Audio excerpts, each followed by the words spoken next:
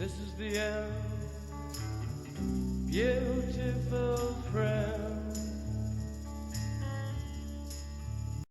Nell'autunno scorso ci sono state tremende alluvioni che hanno devastato il Veneto e molte altre regioni d'Italia. Una delle cause di questi allagamenti è stato la nutria, questo animale che, bucando gli argini dei fiumi e dei corsi d'acqua, ha favorito il cedimento degli argini con i conseguenti allagamenti. Ebbene, ci avviciniamo nuovamente a quasi un anno di distanza alla stagione che vedrà tornare le precipitazioni, ma le nutrie sono ancora qui e gli interventi che devono essere fatti per fare in modo da limitare la presenza di questo dannoso animale sul nostro territorio non sono ancora stati fatti.